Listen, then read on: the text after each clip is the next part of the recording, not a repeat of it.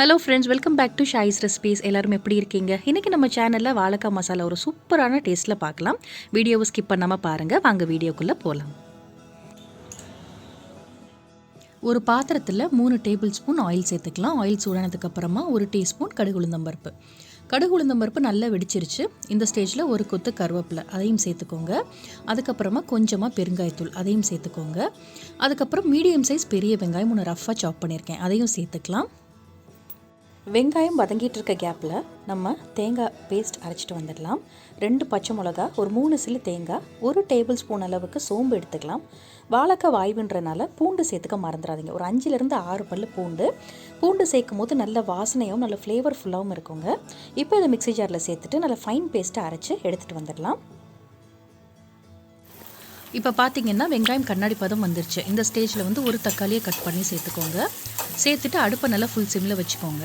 இப்போ உப்பு சேர்த்துடலாம். இந்த ரெசிபிக்கு தேவையான அளவு உப்பு. அதுக்கப்புறமா மிளகாய்த்தூள் சேர்த்துக்கலாம். அடுப்பு ஃபுல் ஃப்ளேமில் வச்சிங்கன்னா மசாலா எல்லாமே கரிஞ்சு போயிடும். சிம்மில் வச்சு தான் எப்போவுமே மசாலா சேர்க்கணும். மிளகாய்த்தூள் சேர்த்ததுக்கப்புறமா கொஞ்சமாக மஞ்சள் தூள் அதையும் சேர்த்துட்டு நல்லா கலந்து விட்டுக்கோங்க.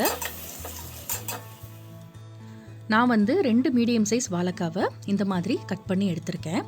தோல் சீச்சிட்டு வாழைக்காவை எப்போவுமே கட் பண்ண உடனே தண்ணியில் போட்டு வச்சுருங்க. அப்போ தான் கருக்காமல் இருக்கும். இந்த சைஸில் கட் பண்ணிக்கோங்க மசாலாவுக்கு, அப்போ தான் கரெக்டாக இருக்கும்.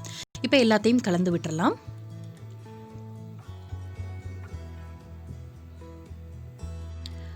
ஒரு தடவை நல்லா மிக்ஸ் பண்ணி விட்டு ஒரு 2 நிமிஷம் இதை மூடி போட்டு குக் பண்ண போகிறோம். அப்போ தான் அந்த வாழைக்காய் நல்லா வதங்கி அந்த மசாலா எல்லாமே வாழைக்காயில் நல்லா சேரும். உப்பு மிளகாய்த்தூள் எல்லாமே நல்லா சேரும். மூடி போட்டுடலாம்.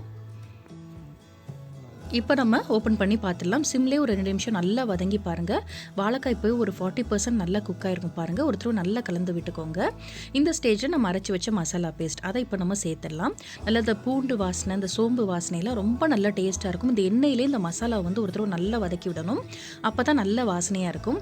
ஒரு நான்வெஜ் சாப்பிட்ற அளவுக்கு இது நல்ல டேஸ்ட்டாக இருக்கும். வெஜிடேரியன் சாப்பிட்றவங்க கண்டிப்பாக இந்த மாதிரி செஞ்சு பாருங்கள்.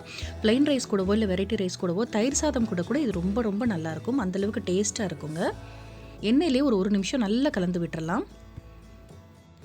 எண்ணெய் பாருங்கள் நல்லா தெளிஞ்சு வந்திருக்கு பாருங்கள். அந்த மசாலா எல்லாமே நல்லா சேர்ந்து தெளிஞ்சு வந்திருக்கு.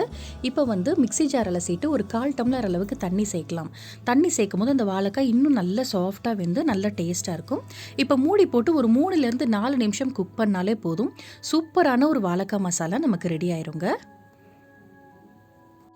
ஒரு 4 மினிட்ஸ் கழித்து நான் ஓப்பன் பண்ணுறேன். பாருங்கள் எண்ணெயெல்லாம் தெளிஞ்சு ரொம்ப நல்லா சூப்பராக குக் ஆகிருக்கு. வீடே நல்லா கமகமன்னு வாசனையாக இருக்குது. கடைசியாக கொஞ்சமாக மல்லியில நல்லா பொடியாக கட் பண்ணி நம்ம தூவி இறக்கிடலாம். சூப்பரான டேஸ்ட்டில் ஒரு வாழைக்காய் மசாலா ரெடி ஆகிடுச்சு. இது ப்ளைன் ரைஸ் நீங்கள் சப்பாத்தி கூட தொட்டு சாப்பிடும் போது கூட ரொம்ப நல்லாயிருக்கும். உங்களுக்கு காரம் ஜாஸ்தியாக வேணும்னா பச்சை மிளகா நல்லா பொடியாக கட் பண்ணிவிட்டு வெங்காயம் வதக்கும் போது கூட நீங்கள் சேர்த்துக்கலாம். ரொம்ப நல்லா டேஸ்ட்டாக இருந்தது. நான்வெஜ்ஜே மிஞ்சிற அளவுக்கு ஒரு சூப்பரான வாழைக்காய் மசாலா இன்றைக்கி நம்ம பார்த்தோம். உங்களுக்கு இந்த வீடியோ பிடிச்சிருந்துச்சுன்னா ஒரு தம்ஸ் அப் கொடுங்க. மறக்காமல் நம்ம சேனலை சப்ஸ்கிரைப் பண்ணுங்கள். Thank you. Take care. Thanks for வாட்சிங்.